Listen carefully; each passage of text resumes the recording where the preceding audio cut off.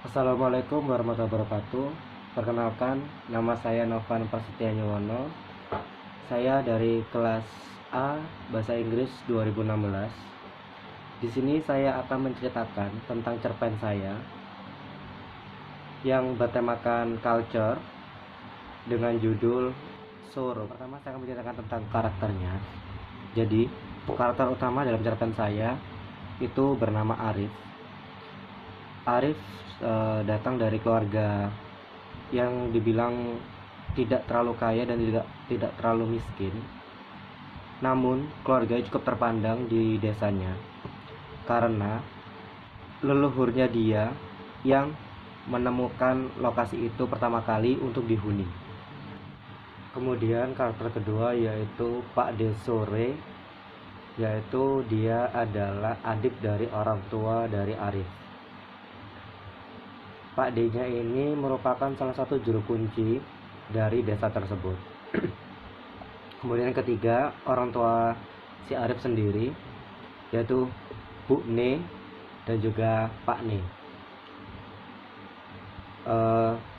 Karakter utama cuman ada 4 itu. Kemudian ada karakter tambahan lagi, hanya sekilas-sekilas saja. Alur ceritanya, suatu hari Arif itu masih berusia sekitar umur 7 tahunan. Dia bermain ke salah satu tempat di desa tersebut yang memang terkenal cukup keramat. Karena di tempat tersebut terkenal sebagai tempat hunian para makhluk halus yang dibilang cukup ganas. Karena pernah terjadi kebakaran besar yang menimpa lokasi tersebut dan menewaskan beberapa jumlah orang yang ada di sana. Pada hari itu, Arif beserta teman-temannya yang seusia dia sedang bermain di daerah tersebut. Seperti biasa, karena terdapat tanah lapang, anak desa pada umumnya akan melakukan seperti sepak bola, bermain layang-layang, dan lain-lain. Sebenarnya orang tua mereka sudah untuk mewanti-wanti mereka untuk segera pulang sebelum azan maghrib. Namun nama juga anak kecil, jadi mereka seperti terlalu asik bermain sampai mereka lupa waktu, sehingga menunjukkan matahari udah mulai terbenam. Karena sadar hari sudah mulai gelap, Arif memutuskan untuk mengajak teman-temannya untuk pulang. Dan saat di perjalanan pulang, Arif dan teman-temannya melihat ada seekor jangkrik besar sekali di pagar suatu lapangan tenis. Sontak Arif berteriak ke teman-temannya bahwa ada jangkrik yang sangat besar di situ. Refleks para teman-teman Arif akhirnya mencoba untuk menangkap jangkrik itu, karena biasanya mereka itu kayak menangkap hewan-hewan jangkrik atau apapun itu yang mereka temuin untuk mereka buat mainan. Namun setelah mau hendak ditangkap, jangkrik itu tuh tiba-tiba kabur, terbang dan hilang begitu aja. Karena tidak mendapatkan jangkrik itu, akhirnya mereka pulang. Setelah mereka pulang, bencanalah yang menimpa mereka. Terutama adalah si Arif. Karena selepas pulang, seperti biasa yang mereka lakukan mandi dan mereka semua berangkat untuk mengaji. Pada saat usai mengaji, salah satu teman Arif itu melihatin Arif dengan tatapan yang cukup heran atau sinis yang tidak seperti biasanya. Anak ini bernama Abdul. Abdul menanyakan ke Arif seperti ini. Loh, Rif, awakmu dienteni loh. Namun karena Arif merasa kan ada yang aneh dengan yang dikatakan oleh Abdul, Arif hanya diam saja kemudian pulang. Sesampainya di rumah, Arif merasakan sesak nafas dan akhirnya sama ibunya itu dibawa ke semacam dukun bayi yang ada di desa mereka. Terus kata dukun bayi itu, panggilkan aja Pak D-nya. Akhirnya karena Bu Ninya merasa aneh kenapa harus Pak D-nya, dipanggilkanlah bapaknya si Arif untuk memanggil si Pak D itu. Setelah sampai Pak D di rumahnya, Pak D kaget karena yang dilihat Pak D-nya adalah tubuh Arif sedang diinjak-injak oleh seorang anak kecil yang memiliki mata 3, bertaring, dan berbadan ular. Setelah kejadian tersebut, Pak D mencoba untuk mengusir makhluk tersebut, dan Pak D-nya mempunyai kesepakatan dengan makhluk tersebut untuk tidak mengganggu si Arif lagi, namun dengan catatan Arif tidak boleh datang ke wilayah tersebut lagi. Setelah malam itu sampai ke malam-malam berikutnya, Arif selalu mengikuti perintah Pak D-nya itu untuk tidak pernah datang ke sana. Setelah 3 tahun berlalu, Arif ternyata mempunyai adik. Ibunya baru saja melahirkan. Adiknya laki-laki.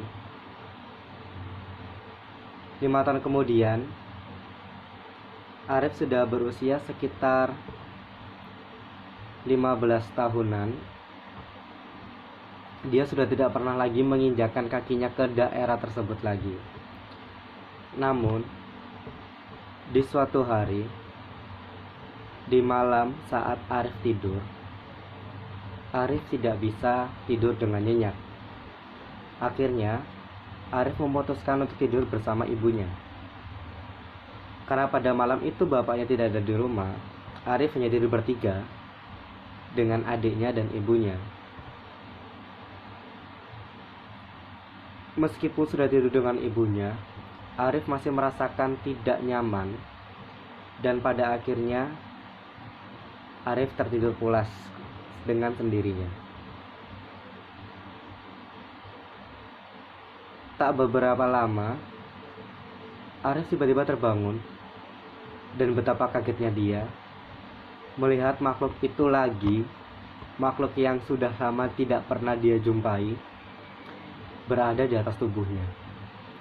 Sontak Arif tidak bisa melakukan apapun. Yang bisa dia lakukan hanya mencoba untuk berteriak, namun hal itu sia-sia karena ibunya bahkan adiknya tidak bisa mendengarkan apapun itu.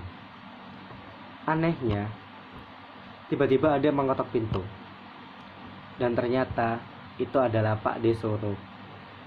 Pak D Sore datang dan langsung berteriak untuk mengusir makhluk itu. Dengan muka marah, dengan nada tegas, Pak D-nya bertanya kepada makhluk itu, "Lapo kon teko maneh mrene? Kan arek iki gak tahu marani daerahmu."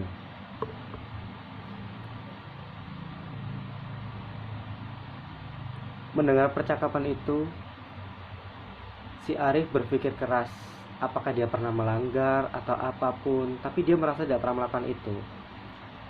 Dan seketika makhluk itu menjawab, "Ancen arek iku gak tahu marani aku, tapi adikne sing marani aku." Jadi ternyata si adiknya Arif tanpa sengaja melewati daerah tersebut. Karena Arif dan adiknya masih memiliki ikatan darah, makhluk itu masih marah karena merasa perjanjiannya dilanggar. Dan masalah yang sebenarnya ternyata baru saja dimulai. Karena setelah kejadian itu, si makhluk itu tidak mau meninggalkan tubuh si Arif. Pak D-nya hanya bisa mengontrol untuk makhluk itu tidak menguasai tubuh si Arif. Namun makhluk tersebut berada di dalam tubuh Arif. Setelah beberapa hari kemudian, masalah yang sesungguhnya muncul. Karena ternyata Arif merupakan anak dengan sebutan Getih Anget. Getih Anget adalah manusia yang memang dikaruniai indera keenam dari lahir. Dan seorang getih anget biasanya sangat disukai oleh makhluk halus, karena seorang getih anget memiliki bau seperti pandan kalau menurut si makhluk halus tersebut, yang membuat para makhluk halus sangat menyukai orang-orang dengan getih anget. Selain itu juga, masalah utamanya adalah yang ditakutkan Pak D-nya, jin yang masuk ke dalam tubuh si Arif itu adalah jodohnya dia. Karena apabila itu sampai yang terjadi,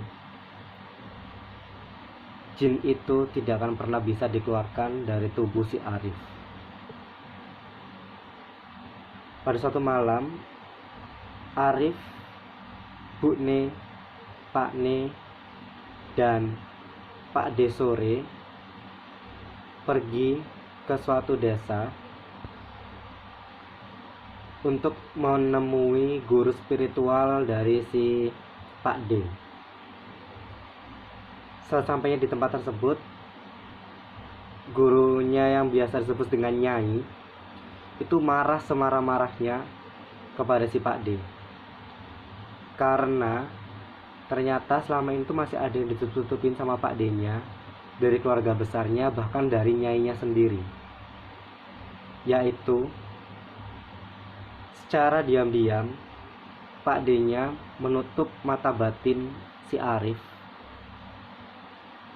supaya si Arif tidak melihat hal-hal seperti itu. Karena yang ditakutkan Pak D-nya adalah apabila Arif mengetahui hal tersebut, Arif tidak bisa tenang. Namun cara tersebut ternyata salah yang dilakukan oleh Pak D-nya menurut si Nyai ini. Karena dengan begitu akhirnya tidak ada orang yang tahu bahwa si Arif ini adalah seorang getih anget dan bahaya yang mengancam si getih anget itu tersebut. Singkat cerita, akhirnya si Arif dibawa ke suatu ruangan yang sendirian, ditinggalkan, namun dipesani oleh Nyai sing sabar. Satu kata itu terngiang-ngiang terus di kepala si Arif. Hanya berbekal lilin satu biji, tanpa ada penerangan yang lain, Arif ditinggalkan di ruangan tersebut.